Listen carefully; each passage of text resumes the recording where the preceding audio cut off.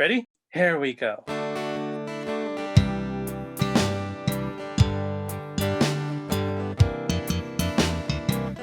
Different points of view and highs and lows. A new perspective everywhere you go. Open up your mind, drown out the noise, and see if this connected.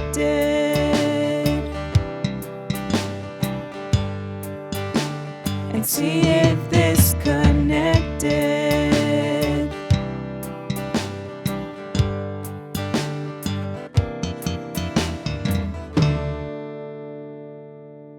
What's up, fam? The mission of this Connected podcast is to connect generations and situations about faith, life, and whatever comes along the way. To not necessarily agree, but be listened to.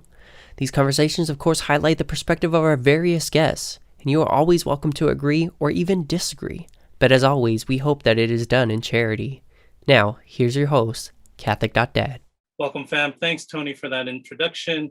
I have with me two guests, and today we are going to tackle something that just came out recently that came from Pope Francis. And today in this special episode, actually, it's not a special episode, it's just another episode. But I have, with special people. We have in our studio Jesus Jacobo, who is actually, he's going to tell you a little bit more about himself, but he is actually an altar server. That's right. At San Secondo in Guasti. And we have Joe De Leon. What's up, y'all? I'm back. She's back. And both of these young people have been on the podcast before talking about specific topics. But today, what we want to talk about and have that conversation is about the Motu Proprio that Pope Francis put out that basically sent out shockwaves to people. I would say to people in the know, because people who really don't know what that was basically said, huh? It's like, what's all the uproar about? So that's what we're going to talk about, folks. So first of all, we're going to open up in prayer. And for you guys who don't know the prayers in Latin, this is going to be a special treat for you. So Jesus, you want to lead us in prayer? Sure, we'll do an Ave Maria in Latin. That way our Blessed Mother is with us in this evening. In the Father, the Son, Holy Spirit. Ave Maria, gratia plena, Dominus tecum, benedicta tu in mulieribus, et benedictus fructus ventris tui, Jesus. Santa Maria, Mater Dei, ora pro nobis peccatoribus, nunc et in hora mortis nostrae. Amen. Patris, Filii, Spiritus Sancti. Beautiful. So tell us who you guys are, because this is that awkward part where just tell us who you are. Okay, sure. I felt like last time I didn't really introduce myself No, you did to not. the crowd. I kind of just went on a limo, but Redemption time. right. So my name's Jesus, and I've kind of been part of this diocese, I mean, my whole life basically. And by the grace of God, my parents were always, churchgoers and introduced us to the faith. So I've been active in the faith for a very long time. As soon as I received my first communion, I became an altar boy at my local parish, which is still my parish, Immaculate Conception in Colton. So did that for some time, then got involved in youth ministry there at the same parish. Did a lot of leadership roles, and then as soon as I turned 18, I became the volunteer youth minister there. Jeez. So I volunteer. I like the quote volunteer. So I did that for 2 years. It's just a tough time, but I think it was some of the best times as well. Isn't it so though? So difficult. As a volunteer youth minister, it just allows you to grow, because I always said that none of the disciples, none of the original youth ministers, young adult ministers, were paid. They just went from place to place giving talks and giving, basically giving retreats. Sermon on the Mount, hugest retreat, 5,000 people. Right. Did you do that full time? Like that was just what you did for 2 years? No, as far as no. At that time I was in school, so I was a full-time student and just doing Friday Friday youth group, Nice. and then some events here and there. Try to get the youth there involved. But I had a good group. Very grateful, and so shout out to anyone who's listening. And then shortly after that, that's when I started getting involved with the Newman Club at the Casa de San Bernardino. That was just incredible experience too. The campus minister, Sister Bessie, you guys know, she's awesome. Cool. She's so awesome. But because of that, I was able to experience a lot of different things. One of them was traveling to France. Wow. What'd you do there? It was a anniversary for the Marist because the campus minister is a Marist sister. Oh, okay. So they had an That's super anniversary gathering, and so there was people from all over the world, and we all met up at Lyon, France. So that was just an awesome experience. First time I hear an organ in church, or even a pipe organ in general. So that was kind of, did you see the beautiful architecture? I think that was transformative for sure. I haven't even been to Mexico. Bro. Mexico's little Europe. Oh my gosh. So yeah, and then so campus ministry, and that's where I actually met Carlos, who's one of the altar servers at Gloucester, and that's where I got. He introduced you to it. Introduced me and invited me to learn how to serve. So Beautiful. that's where it starts. Well, it started for me at least. So I'll ask this question later. Okay, sounds good. Go ahead, Joe. Oh, it's so funny. So my name is Joe, like Kuya now said. Thank you, Oasis, for sharing. Kuya means big brother. Oh yeah.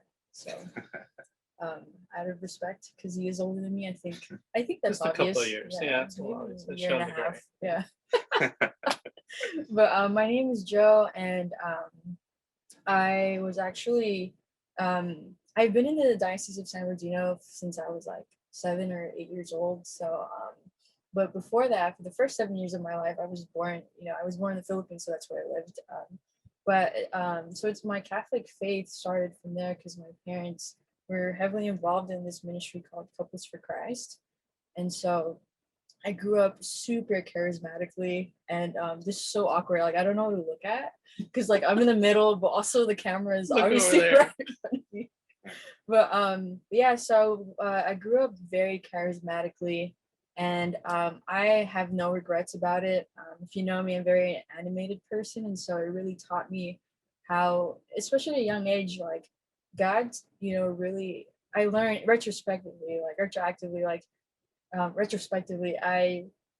I learned that God really speaks through like every stage of our like development age, and so like for kids, like obviously a lot more visual and like, kinesthetic and stuff. And so at least that's from my experience.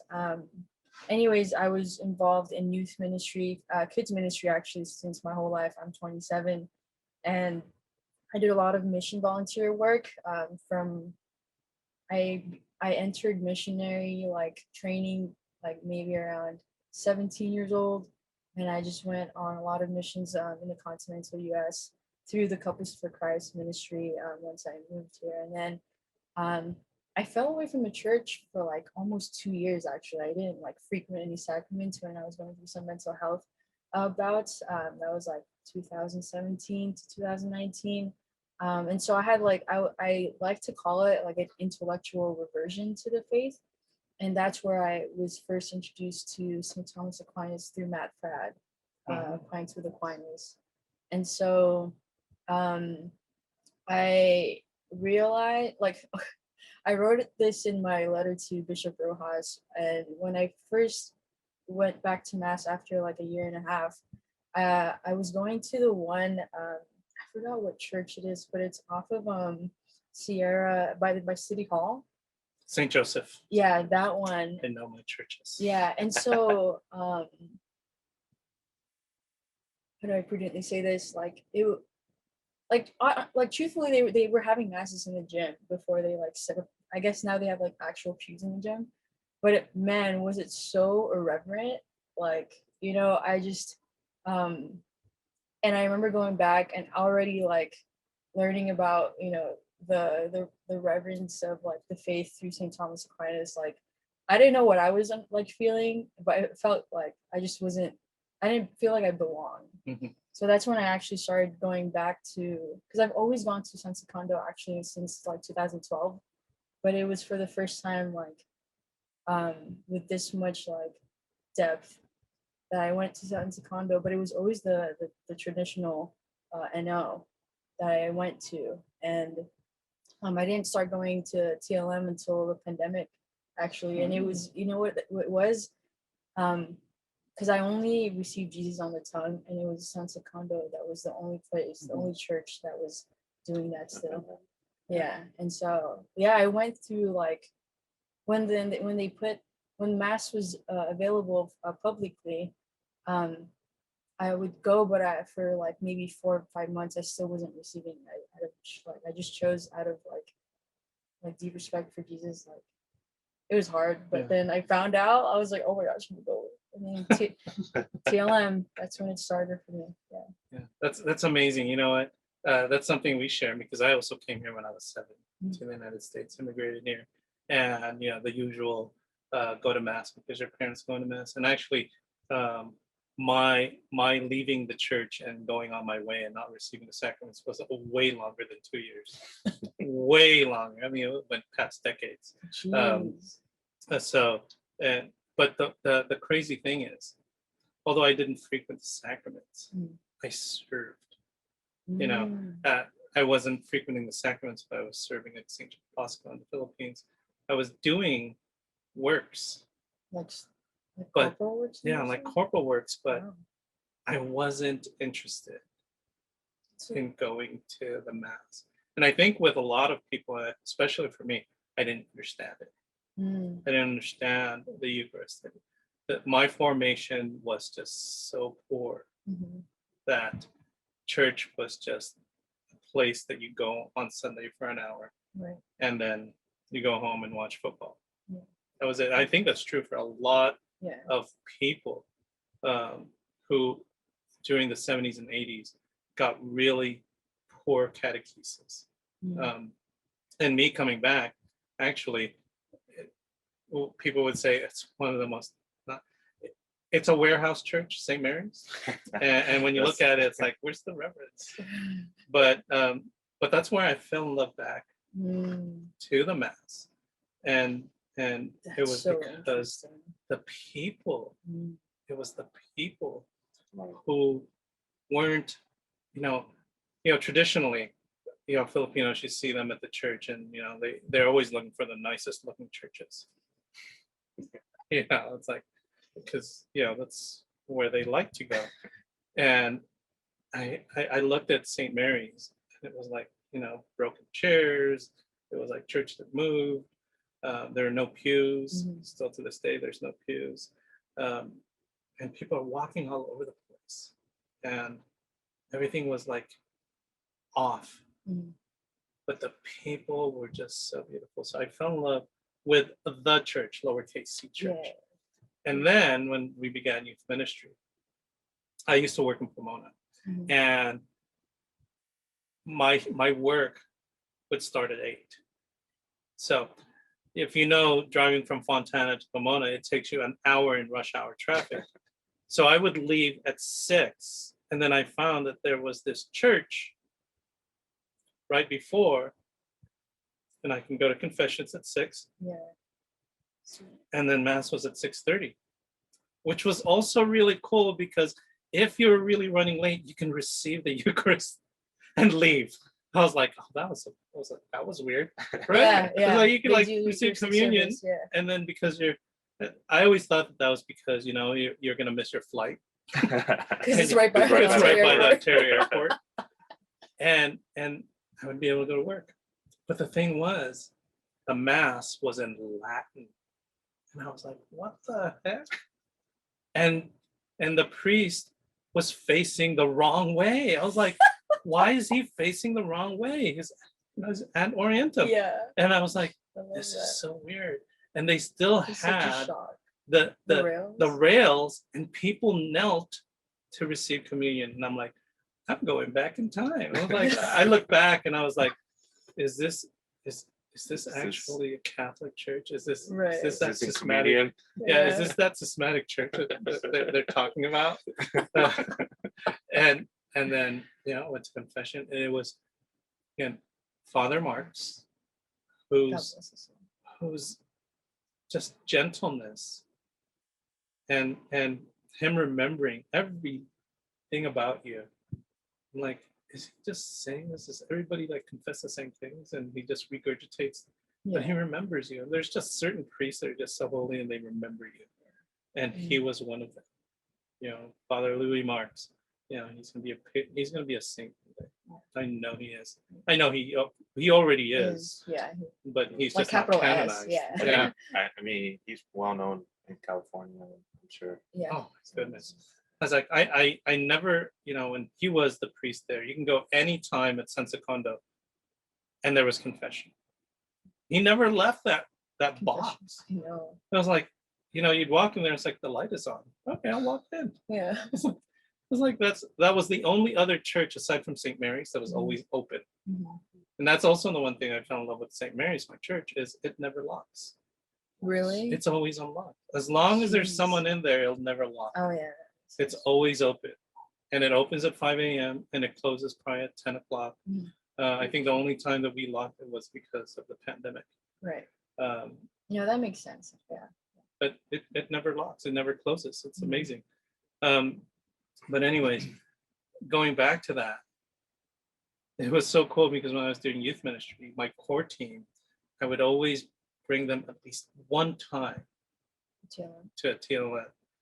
And I remember that the whole thing is, what? I have to wear, what? I have to wear a dress? It's like, what? I have to wear a veil? And I remember the first time I took them, some people didn't wear a veil. And then there's like the loner veils. Yeah. And they're like, is this clean? And, a lot of them kept coming back, Mm. and have continued to go. And so I don't know what about it that just brings young people to TLN, Mhm. but there's something about that worship that just is so attractive. And so that's how I got into that. So let's talk about that. What got you guys to fall in love with TLN? Because you're charismatic. I know Mhm. couples Yeah, for yeah. Christ. I have family members in there, and I Yeah. thought they were like, they're weird. It's like the whole calling down the Holy Spirit. It was I've like, been through all of that. Yeah, Yeah. speaking in tongues, and I'm Yep. like, oh.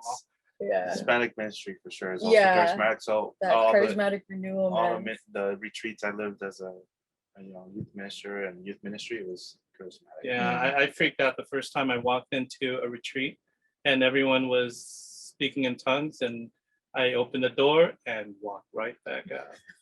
I was like, I said, they are in a cult. Honestly, sounds like it. Like, And I think objectively that's speaking. one of the reasons why I walked away for so long, Oh, because my family was such in that group. They're part of the Couples for Christ. They're Mm. part of this one group that fortunately they left, was called BNP. yeah. Okay, I was like, Yeah, that's considered a they're cult. excommunicated. So, but yeah, my family was part of that in the beginning, and but yeah, I think that scared me, and I Mhm. think it scares a lot of young Right. kids Yeah. to be introduced to that. I think there's a way of introducing young people to that. So, Um, how did you guys get all into the extraordinary form? Me? Okay.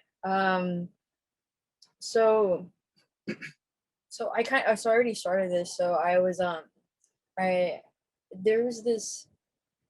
I was in line for confession during the pandemic last year. I think it was around September. And there was this one lady, super like talkative, like Catholic mom. I loved it. I mean, obviously, other people like around me like didn't really enjoy it as much, but I was like, I'm sure this is a divine appointment type thing. And lo and behold, it was, because that's why I started going to TLM, because of her. And anyways, so we were actually just talking about the state of the Catholic Church we talked about like how very few Catholics now believe in the real presence of Jesus in the Eucharist. So that's what sparked the conversation. Actually, what really sparked the conversation was Our Lady. She saw the rosary I had, and so she made, I think her family or her mom makes them, and so we started talking about that, and I started talking about my faith.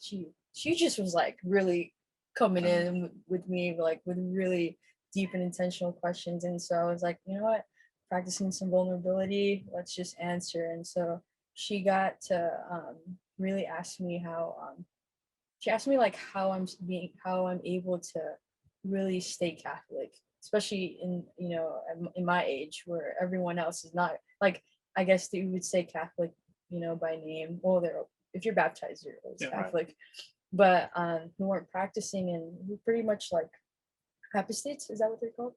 Um, and um, and so she was like, "You sound a lot more like traditional than you like deem yourself to be." And I was like, I don't know what that means, but like I definitely love the Catholic faith for what it is, not for what I want it to be. You know, at that, you know, that's where my maturity was at that point. And she was like, "You should go to Latin mass," and I was like, "Okay, maybe." You know, like and at that point I always said like I love the Latin mass, but I've never went. Like I was like, I wasn't fake or anything, but it was just one of those things where like I knew I was open to it, but I was scared. I was very intimidated of TLM, and it was because um, of honestly like the way people dress. Like it just was so formal. It just seemed so formal to me, and then I said like, oh man, like if it wasn't so like long, because the all my experience prior to that for TLM, we're all solemn high mass. So to me, that like TLM was just like only one. It was solemn high mass, a lot of incense, and it would go over an hour and a half. So I was like, I don't have time for that. She was like, no, like, and I was like, what do you mean no? She's like, there's low mass, and I was like, huh? And so me being me, I like to, you know, I'm very curious about the faith, especially. And so I was like, okay, she said it's short or not as long as I thought, and I went the first time. Well, before that, I did some research, and I bought the 1962 missal, so I could be a little bit prepared, I guess. Um, and I went, and I struggled so hard following like the first time, and but I loved it. And the reason I loved it was because honestly it was because of Ad Orientem. I love the fact that like I already knew that the way that San Secondo celebrates the Anno, the Novus Ordo, is Ad Orientem, but the disposition of every single person from young, like even like the kids to old at the TLM, it won me over. I've never seen that kind of like reverence and that kind of like depth of seeking the Lord, and by just looking at people, you know. And like I knew like, yeah, there's the whole like some people are stuck up, sure, right, like that's like the flack that a lot of like TLM, like traditional people, Catholics get, but I Rigid ones. yeah, the rigid ones, because that is true. yeah, it is no true, need to it's cut you there, off, yeah, but that is true. There are some For people, sure. and we know them, and I know them, and I have Yeah. family members who are them, yeah. Find them who on Facebook. who will call you out Mhm. for going to a Novus Ordo, Yeah, who will call you out for praying the luminous mysteries because it's not part of the original. yeah, Who will call you out for going to mass in a church that's not as reverent as yeah. theirs. Yeah. And so that, I think that gives it Yeah. a bad name, and they only go Exclusively, to an extraordinary form yeah, of the mass. They don't go to a Novus Ordo because they don't find it to be licit. right. So what do you say to those individuals who say that, you know what, The only illicit mass is a mass that is said in the 1962 Roman Missal. Right. I think for those who aren't aware of like this particular topic in mind, it's a hot topic. It's kind of, depending on who you are, is very controversial. But I celebrate both liturgies, and I know, right? And one of like for the longest time, I thought I was like a broken like toy, like for like loving both, because like it wasn't like I found myself at odds, but there's this reality in me that I have charisms, that God gave me, that and we talked about this Mhm. in the side care, that I can utilize only in the Novus Ordo, right? And so, but that doesn't mean that it takes away from the beauty of TLM, of celebrating and assisting at a TLM. And so, yeah, there's like, and honestly, there's rigid people on both sides from Yeah, both that liturgies. is- Like that's just, For sure. And we have Yeah, those. we really do do. have those, and we've seen the Facebook comments of certain people who only go to the Novus Ordo who say that you young people, Yeah. I'm not counted in the young people, by the way, so I'm no longer a young adult, but you young people are only going to the TLM out of curiosity. Oh man. And that is, it's just a fad Nostalgia. and fashion. It's Oh. nostalgic. And what do you say to them? Well, first I Yeah. want to reply to what do you reply to the people who are just dismissive of the Novus Ordo? Mhm. Well, the first question is, did you grow up with the TLM, traditional landmass? And if they say no, then that's your answer. Then that means whatever you grow up with, if you grow up with the Novus Ordo, that it bear fruit. Mhm. So how can you just cut off? You're basically cutting off Yeah. the branch. Yeah. I agree. And that's my perspective, and that's why I'll never reach that point where I'll be like, well, the Novus Ordo, no, Yeah. I can't, I agree with that. because I grew up, and that's Me too. nourished me growing up. Mhm. So Mhm. for me to just suddenly be like, oh well, it's not a valid mass. That's just impossible, because without it, I wouldn't be here. True. So so that's the question I would bring them. So did you grow up with no sort of? If you did, then It bore fruit. what's Yeah. I think the look only where you're at. yeah, the only nuance for me is always about like liturgical abuse. Like, Yeah. I do believe that the TLM is superior insofar as that there really is no room for liturgical abuse. Right. And yeah, because come on, liturgical dancing is unfortunately very, very real. And I've seen it and I hate it. Like at RE Congress, oh Uncomfortable, gosh, like awkward. Uncomfortable. yeah. Some very beautiful.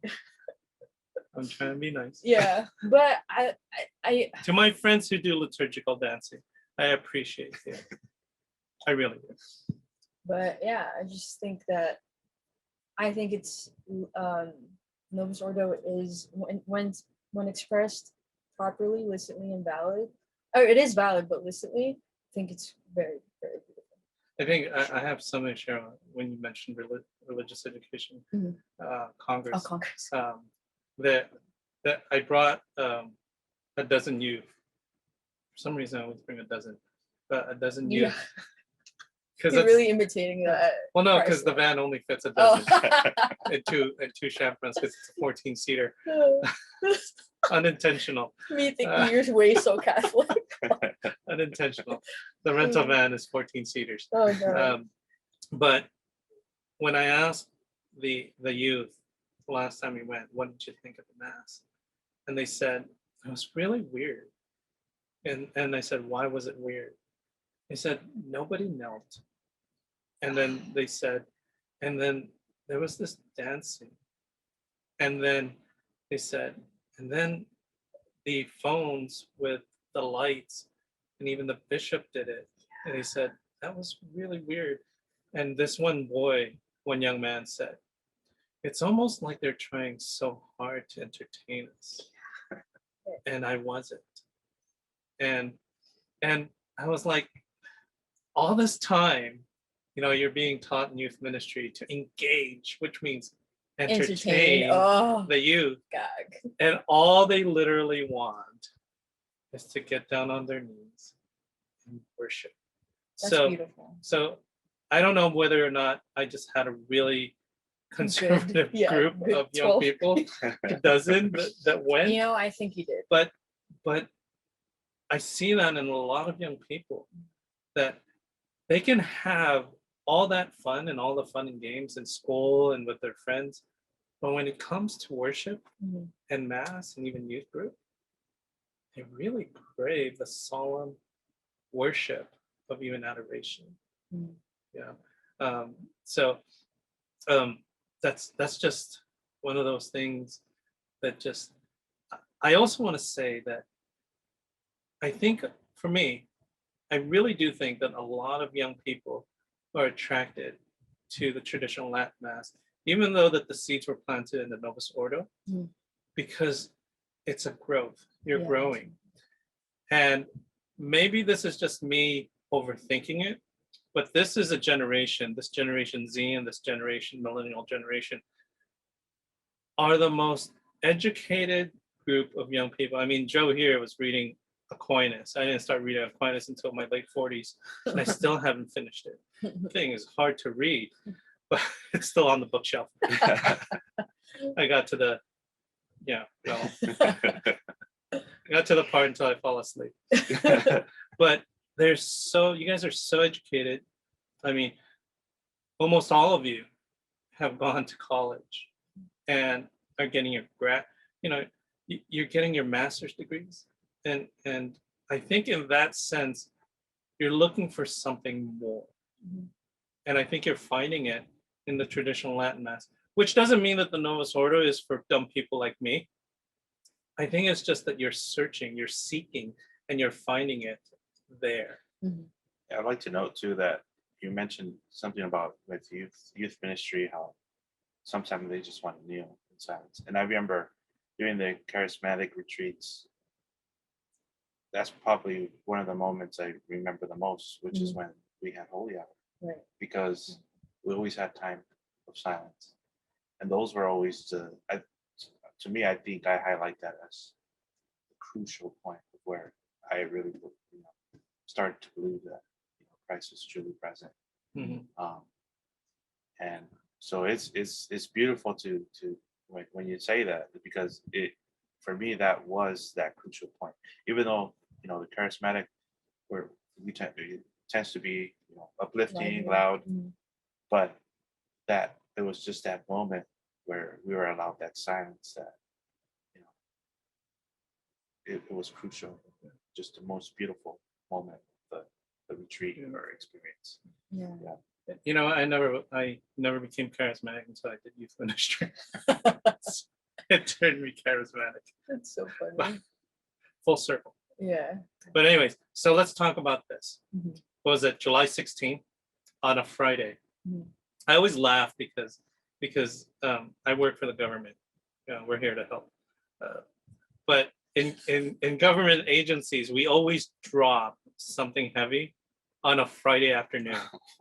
Always on a Friday afternoon, so you have the weekend to think about it, and so that's 2 days that we don't have to bother with you.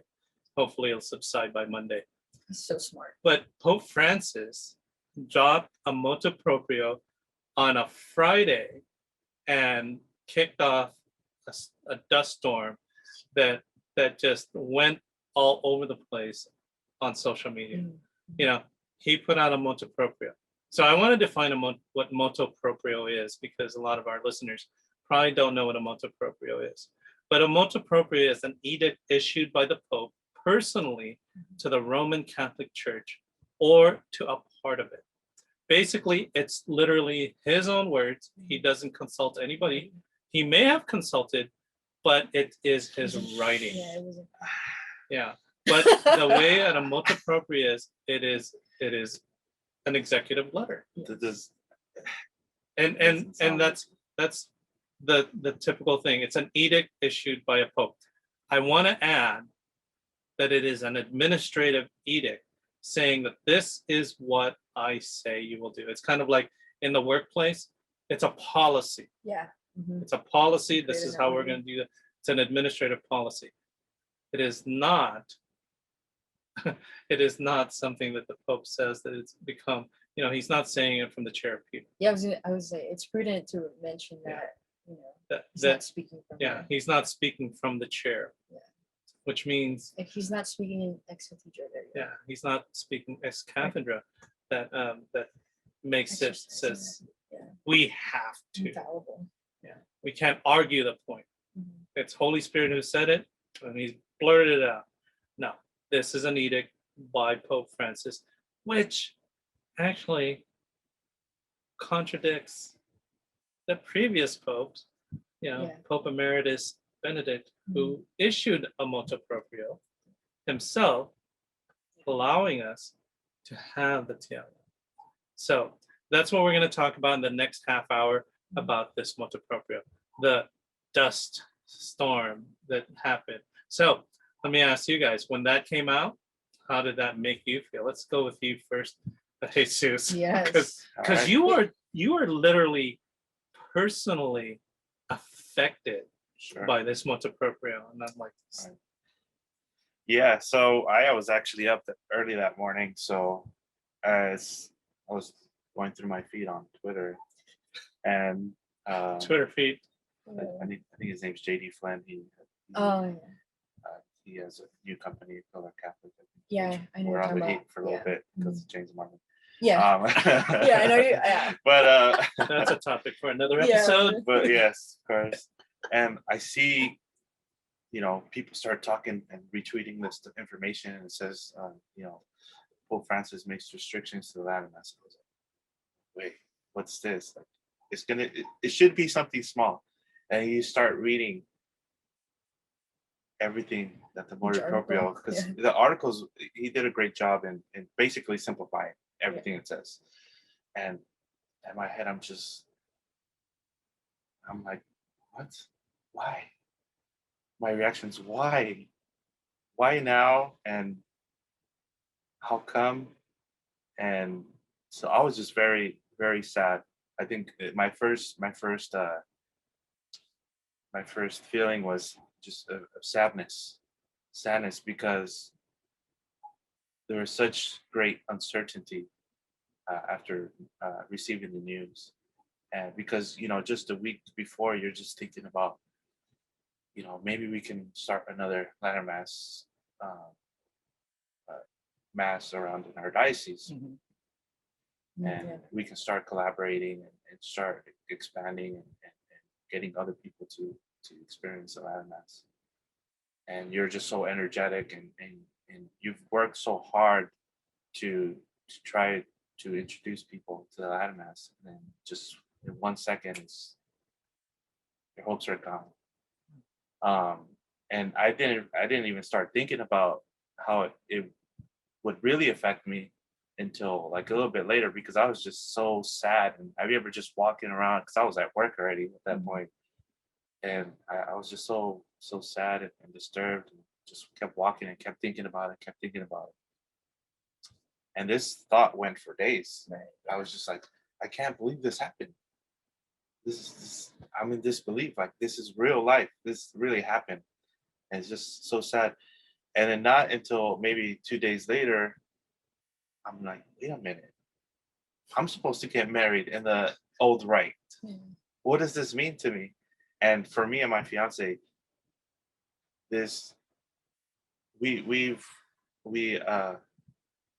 I think it is through the Latter Mass that we truly receive clarity in our vocation. So the fact that that's at risk, especially knowing that you've contacted people, the choir, et cetera, and now the idea that maybe that's at risk, that you won't be able to have a Latter Mass or 1962 nuptial Mass, that absolutely crushed me. And to this day, we're still uncertain whether that's going to happen. We're communicating. I have a unique situation. I have a priest from our diocese here going to San Diego diocese to celebrate our wedding at a private chapel, which is the Founders Chapel, the University of San Diego. Look that up. So Beautiful chapel. beautiful. That's and Yeah. my fiance is a USD grad, so that's why we're able to get married there. So yes, that really crushed me for sure. And uh, but however, my response after just thinking about it, I started to think, okay, well, I wanted to think of it in a hopeful way. So how can this be a good thing for the church? Because in the document it talks about these people who we talked about, and Pope Right. Benedict in his Motu Proprio Yeah. mentioned that you must beware to not become schismatics or have developed this schismatic mindset. Yeah. And unfortunately, there is a small minority of folks who seem to be the majority, right? There's a small, it's a small minority of people that belong to this community who I feel have developed this schismatic mindset. Yeah. And I lost my train of thought. You're getting married. That's what happens. Yeah, it's okay. Well, you catch it, but so these people.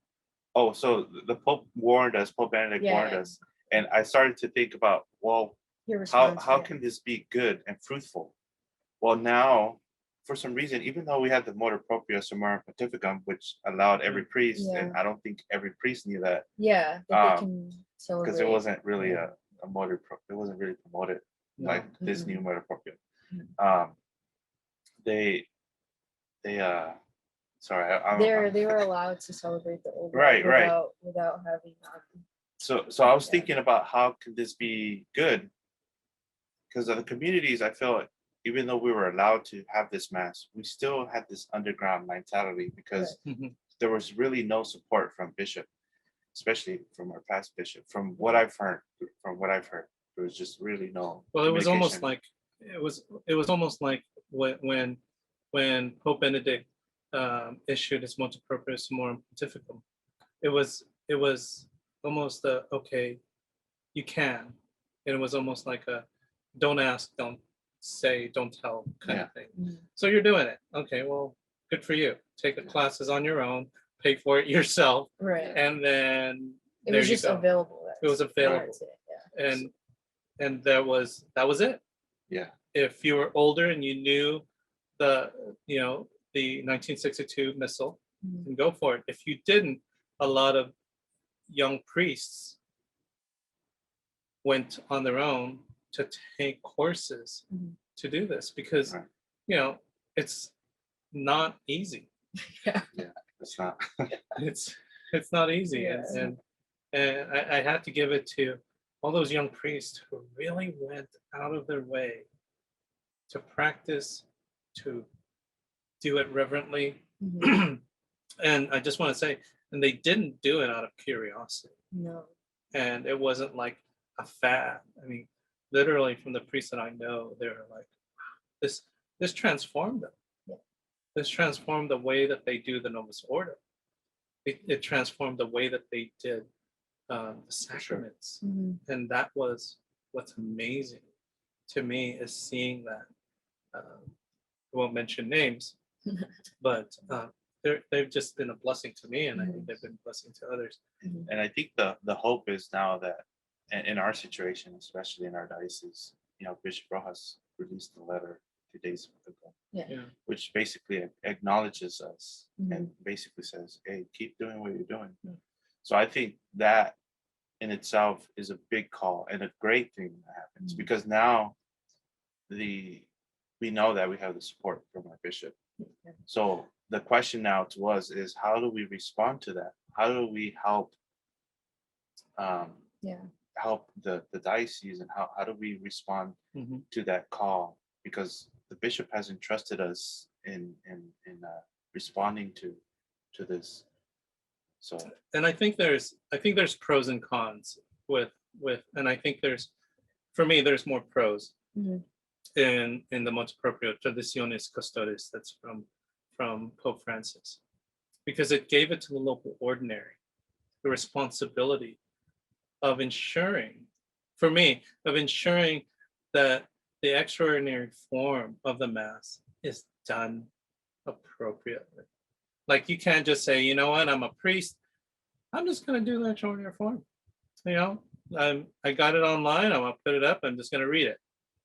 So whereas now that is something that I would say is being a fad, and it's out of curiosity. Not saying that that happens, but I'm looking at it as, okay, Pope Francis said, let's put some guidelines. Let's put some rails on this. He didn't end it. He said, I'm giving it to the local ordinary to deal with it. Because I think in some ways, my point on that is he's also calling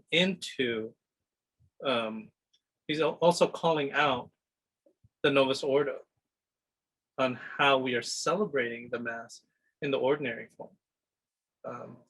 Maybe actually calling it to be more reverent. Why are young people flocking to the EO? Right. Yeah, EO. But there's a lot in the short edict that he issued.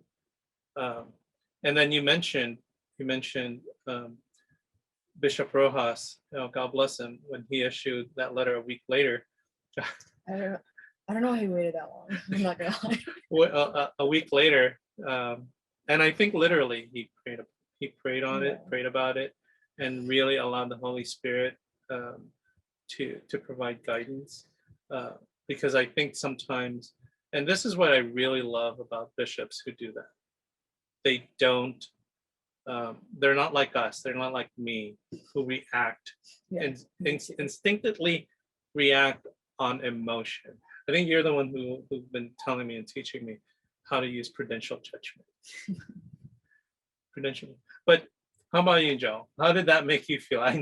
I know how it made you feel. I follow your feed. Oh man, oh my gosh. So the way I start my mornings are very prayerful. At least I try to be. But for some reason, that specific morning, I checked my phone first, which is like really out of the ordinary for me. But I did. It was legit the first thing I saw, and I was like, okay, well, I'm now mad. Like this is how I'm starting the day. And I saw it coming. I mean, I knew that like there was already talk since last summer about like Pope Francis restricting the Mass and the TLM, and so I was already kind of like prepared, like my emotions. So I was more sad. Like I think I was more accurately to say I was frustrated that like it just came in the morning. I was more frustrated at the time. I was like, could it just wait like in the middle of the day? But so I actually cried. I wept. I have fallen like, because when I went to my first TLM, that was a done deal. It was like falling in love on the first date. Like it was just and so having that and from there like frequenting the sacrament outside of it just really enriched. Like when you said the TLM helped enrich the priests, how they celebrated the presided Anno, or the sacraments, the other sacraments. I was like, that's so true, because that's what happened with me. And so my tears came from that place. It wasn't from a place of like I'm being angry at the Pope just because like I disagree with him on a lot of things.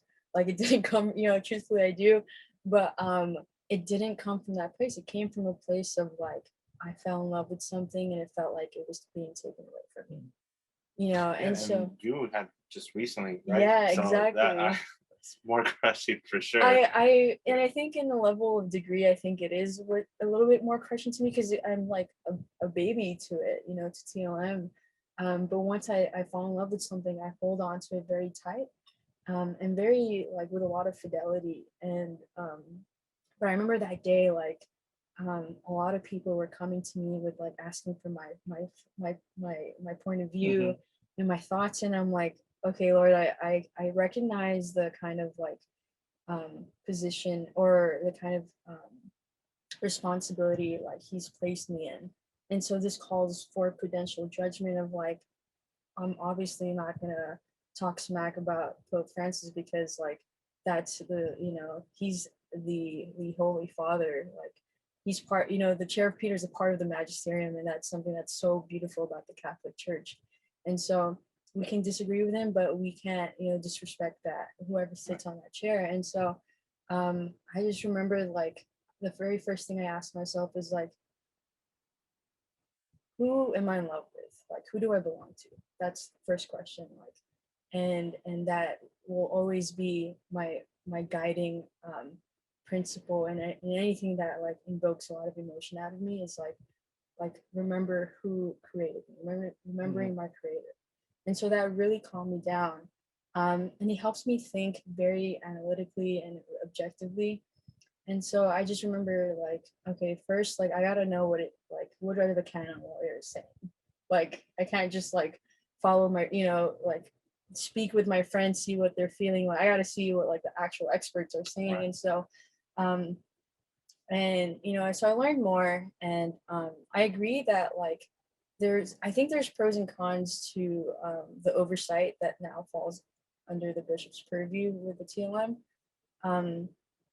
But in the same regard, I think that maybe in quantity there's more pros, but the weight of the con for me, which is like the heaviest, is not allowing like more groups and more churches to have TLM is what really bothers me. That's what's sad. And I think that because- one con is really, I think, like over kind of like weighs more than.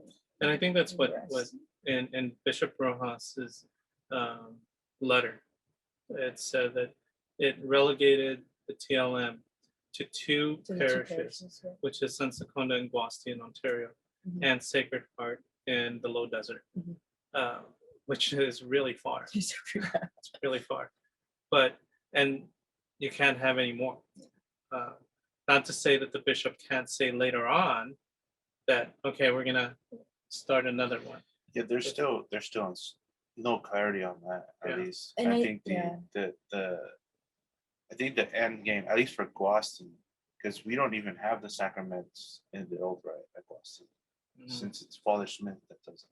Yeah. So, I mean, ideally, you would want Bishop to bring over like the fraternity of St. Peter. Yeah. That way, that this community is properly formed. Yeah. And by the way, I want you to mention that there are two. There's the fraternity of St. Peter, and then there's the other one. That's just weird. Yeah. Oh yeah, the SSPX is in Colton. Yeah. So although it's accepted, we prefer the. It's literally the last choice. Yeah. There's no NO around your area. There is, I think there is an SSPX in There's one in Colton. Colton. Yeah. Yeah. What is that? Immaculate Heart Oh, of Mary and yeah. Saint Joseph, I think. But yeah, for sure, that's like Shout their out to my last. friend who keeps telling me about that. Not that one, the one in Ontario.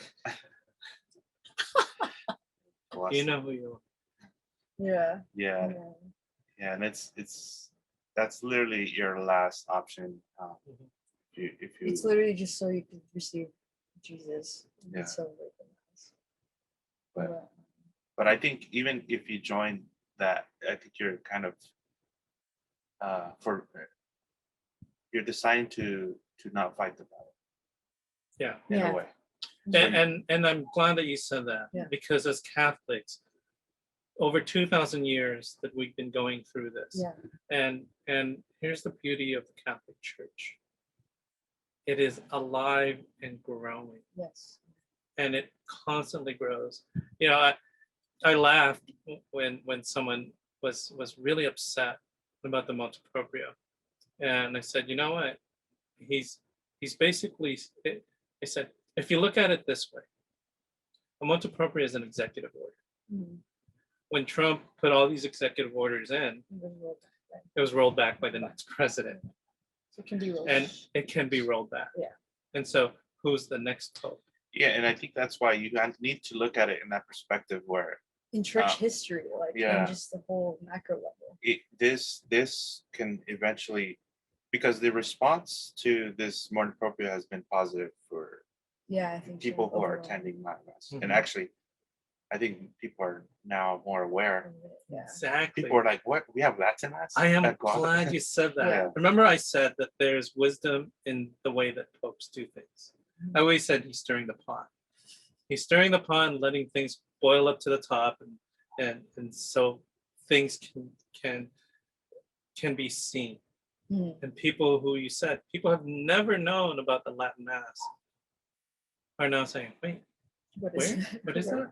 It's I near by the And airport. that is I seen that like is the curiosity aspect Yeah. of people who are saying, "Well, now I'm curious yeah, Mhm. of why all these young people, why all these people are going to the extraordinary form of the Mass, Mhm. extraordinary rite, um, and now I want to go see." yeah, and And then they fall in love. It's like, yeah. I didn't know we had this. So if you're going to the first time to 10:30 a.m., make sure you arrive super early Yeah. because I it's really packed.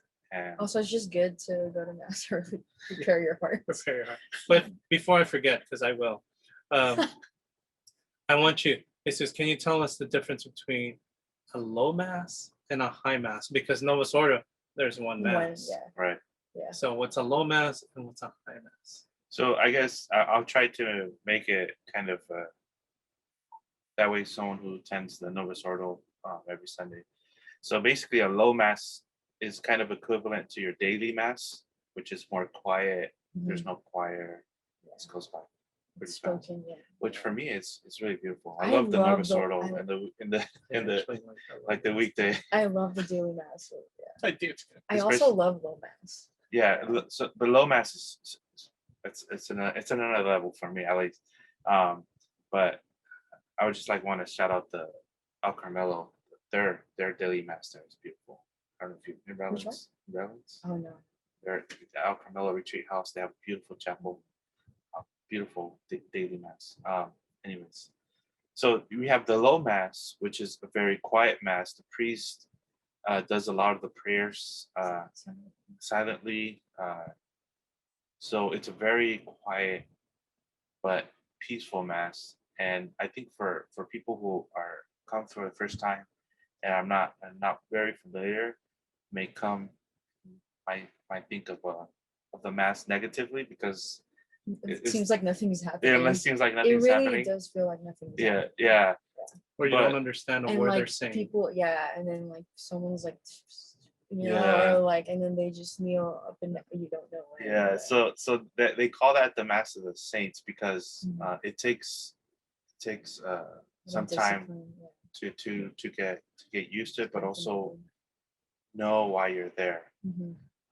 And then we have the High Mass, which is what has Gregorian chant. You'll hear the beautiful Gregorian chant being chanted. You have the propers and the ordinaries, Kyrie, the Gloria. Those are chanted throughout the Mass, and even the priest now, instead of whispering a lot of the prayers, he is chanting a lot of the prayers, and that's usually what draws a lot of people. Yeah. It's just the High Mass because it's just beautiful, the Mhm. Gregorian chant. That one has the blessing of the altar with the incense, right?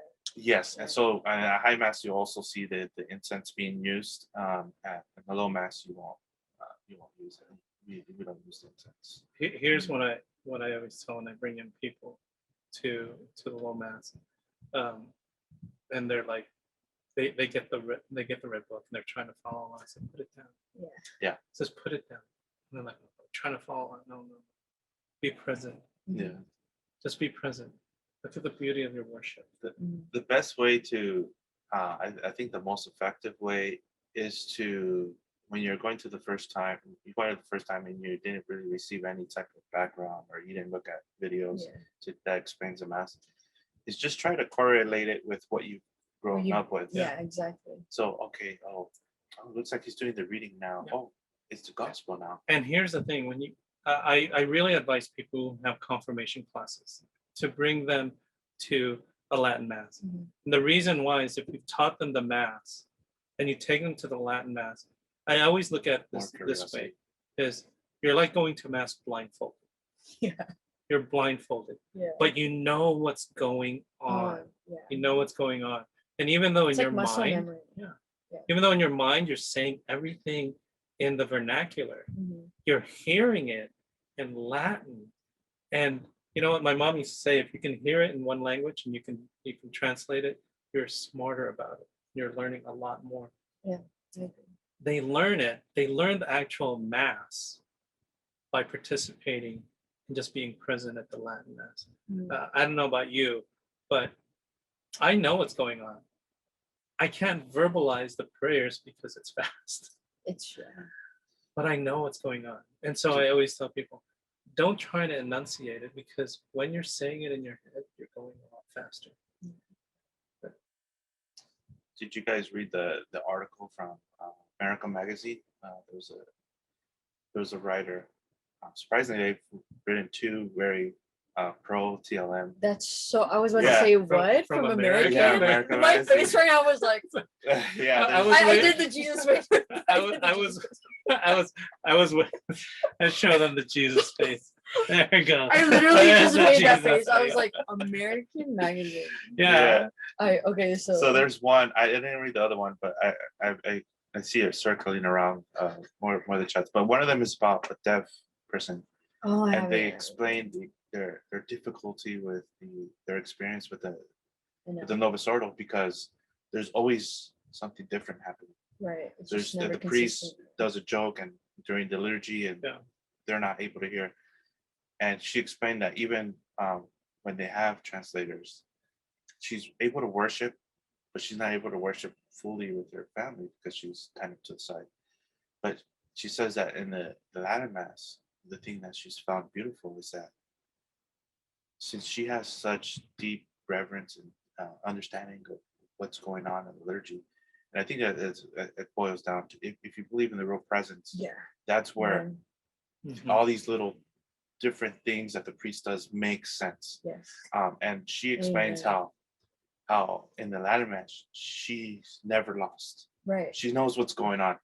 So it's weird. Like the argument is, well, you don't know what's going on because of the language. Yeah.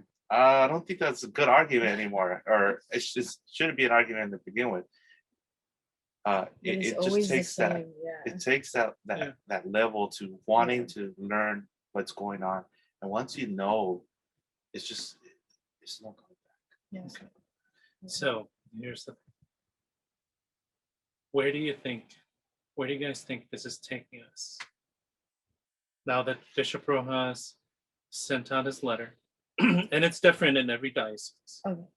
It's very different in every diocese, and we're very blessed that Bishop Rojas, in his wisdom, Mhm. has allowed this to continue. There are dioceses out there who says, no, we're done. So we're very blessed to have the opportunity to continue to have traditional Latin Mass at Guasti and at Sacred Heart in the Low Desert. But where do you guys think this is going to go in the future? So ideally, you would want for that community to have a positive response, and that I think the end goal is to have a fraternity come in, and maybe not Guasti, because I always say that Guasti is not a good place for an all TLM parish, I don't think so. because that's the only place you can go for a reverent Novus Ordo Mass at Orienta.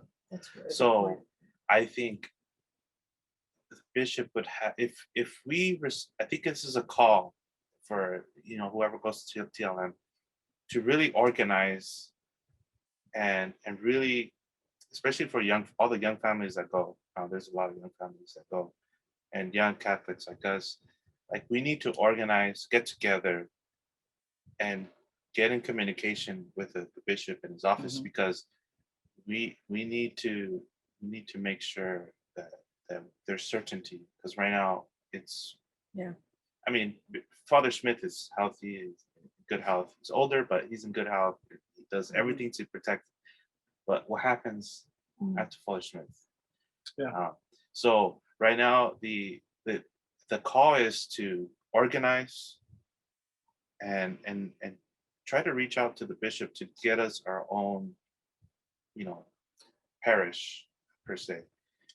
I know for some people that's going to be hard because they have this attachment to Guasti, But I think it's unfair for the people who attend the Novus Ordo that if it became just a Latin Mass parish, then where do they go? Mhm. You know? What do you think, Joe? I'm glad that you spoke on the more logistical because I tend to um, discern and reflect and meditate on very contemplatively and so very spiritually. And I think ultimately, whether you look at it on macro or micro level, I think there's one call between both liturgies, both rites, is that like there's a real need in educating um, I think parents of what the mass actually celebrates. Mhm. And so I think there's it's so weird to say, but I think this is more of a like a call into the nature of our catechesis. I honestly think so because like you mentioned something earlier, Jesus, like that it really comes down to when you were talking about that deaf lady, it really comes down to whether or not someone believes in the real presence of the Mhm. Lord in the Eucharist. And I think that's where both liturgies will find harmony in when it comes to that cultural battle and that societal battle that shouldn't even be there in the first place, but is I find that um, everything about this is actually to put forth like why like we have to always ask like why are the TLM people or whatever like responding this way. And I think that's what the people who are not so kind to people who love TLM are not asking themselves, right? Like wholeheartedly. And also in the same regard, like people like us, like we do have to ask ourselves like why am I responding this way?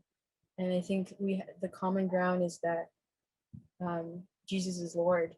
And how do we revere Jesus through the Eucharist in the Mass, whatever liturgy? And I think to me, ultimately, that's where it falls down on, is because like honestly, like if it was the last day for me tomorrow, like I would choose TLM. Why? Because I know a lot like Jesus is more like respected, Mhm. And I think bottom line is like reverence to me.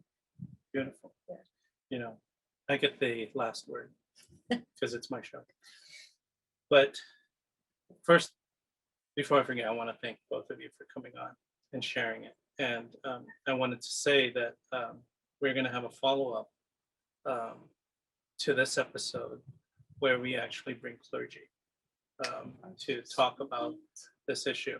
So, not putting you on the spot, but I'm putting you on the spot. You know who you are, both of you, Ken and Lawyer. Anyways, but I'm a firm believer in not either or, but both and. And I respectfully disagree that I don't believe that we should have a one parish TLM. I do believe that we should have many parishes that have both choices uh, because it brings about uh, unity. And I think this is what Pope Francis was looking at: is how do we bring about unity in the beauty of the 1962 Missal to fixing the 1970 Missal and bringing about people together and appreciation for both. I laugh because we go to Latin Mass and we are the Latin Rite Church, and Latin is the language of the church. Yeah. And when you go to Rome and you go to Mass there, it is in Latin. It's in Latin Novus Ordo. Yeah. And there's many people on People all would be surprised sides to hear that right now. just saying Mass by themselves in Latin. And so there's a beauty to that. And there's a growth to that. And as we grow in the faith as missionary disciples, what we should be doing is how are we inviting people to the Mass that we prefer? I prefer, I put it this way. Some people prefer going to Mass in Spanish. Some people prefer going to Mass in English. I don't know anyone who prefers to go to mass bilingual. I'm just saying. I'm just saying. That's just me, and maybe everybody else. But I don't know anyone who prefers to go to mass bilingual. But there are people who do.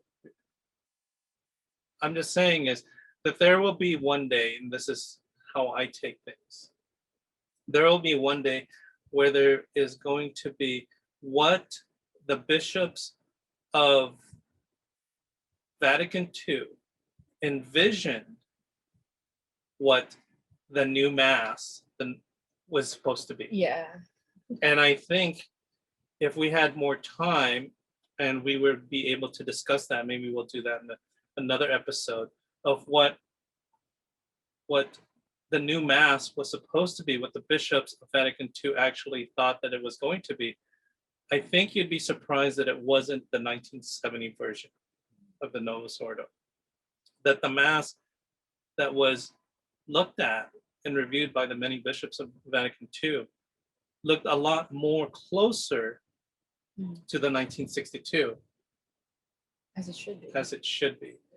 And I think in a way, maybe that's where the Holy Spirit is directing us to do what the 1965 Mass intended, which is, if you've ever been to San Secondo in Guasti, in the Novus Ordo, the new Mass, it's ad orientem.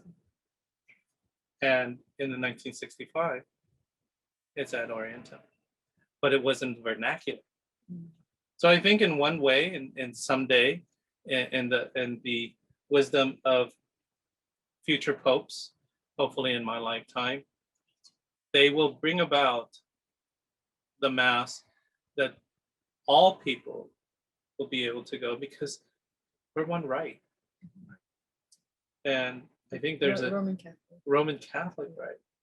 But I think that sometimes there's a schizophrenic thing that goes on with us, and it's there's something that just has to come about, and I totally believe that Pope Francis is being guided by the Holy Spirit to send out this edict to bring about, stir the pot, so that we can have this discussion, so that the bishops can have this discussion, so that people who've only known the Novus Ordo can participate in the Latin Mass, TLM, and see what it's all about and stop curiosity. Maybe it'll bring about unity. And that's my take on that. I might be wrong, I'm gonna own that, but that's what I'm gonna say. How about you guys? Any last parting words? I think for me, we all have, as baptized Catholics, we all have the autonomy to know what's going on in the Catholic Church, because I don't think that it's enough for a lot of us to kind of just be taken along by the ride and not know what's going on, because and it's not just so that you can know more, it's so that we can pray more together. We need more people praying, and that requires being involved in the Catholic Church and what's happening, from the papal courts down to the local diocese. There just needs to be more involvement on a very local level. And obviously, it's going to take a lot of discipline, but we aren't alone. And so once I found the community, I wasn't afraid, and so don't be afraid to ask questions. I think it's really good to always ask questions, but in the light of who do we belong to? That's right. My last word is come join us Saturday, 6:30 a.m. at Guasti, 10:30 a.m. on Sunday, and 2:30 p.m. on Sunday as well. So you're always welcome to come. And for me, the Latin Mass has always been kind of just a way for me to understand God's mercy, just because of my understanding of what Jesus, of how Jesus would treat you and how his mercy. I think that the silence and the reverence and the beauty of the Latin Mass reminds you of that. Amen. Because we're participating Yeah. in the crucifix. And again, the whole thing, I think, is that we're there, not for us, Mhm. but for him to worship. Biggest difference in a Protestant service and a Catholic mass is we're not there just for us. We're there to worship Yeah. him. Not worship us, not worship that choir that's standing right next to the altar, but worshiping him. And I like what you said.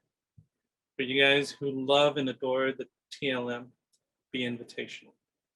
For those of you who love and adore the Novus Ordo, be appreciative.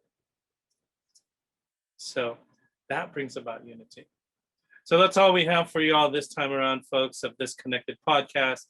I hope this connected. And if it didn't, it's their fault. Don't blame me. Send us an email at catholic.dad50@gmail.com. You know, I love having this right here. Like the last time that we did a podcast, it was on Zoom and we couldn't talk over each other. Yeah. Right. Yeah. it And was right hard. here, it was hard. This one's more fun. You know, this little small podcast studio. So send us an email again at catholic.dad50@gmail.com with your comments. Make sure to rate us on the podcast. It really helps. And also, if you want to support the podcast, you can be a sponsor on Patreon or send us something on PayPal or Venmo, whatever it is. It'll probably go to them anyways. So as usual, friends, remember, live a life of holiness. We'll be praying for you. Please pray for us. And most importantly, be blessed and be there. Different points of view and highs and lows, a new perspective everywhere you go. Open up your mind and drown out the noise of different generations of the girls and boys. So sit back and relax, this is Catholic Podcast. Don't overreact if the thoughts are abstract. When it's hosted by Catholic Dad, who knows what's gonna happen? Hey, what's up, fam? Different points of view and highs and lows, a new perspective everywhere you go. Open up your mind and drown out the noise and see if this connected. What's up, fam? To connect generations and situations about faith, life, and whatever comes along the way. Expect runaway thoughts like a runaway train. Break into conversation like links of a chain. Make a Hail Mary pass, hope this connects. Have a question for a guest, put it to rest. Live a life of holiness, lead by example. Follow at Catholic.Dad and Mini Tangled. Christ leads our way, he's the good shepherd. Pray for one another, be blessed and be there. Different points of view and highs and lows, a new perspective everywhere you go. Open up your mind and drown out the noise and see if this connected.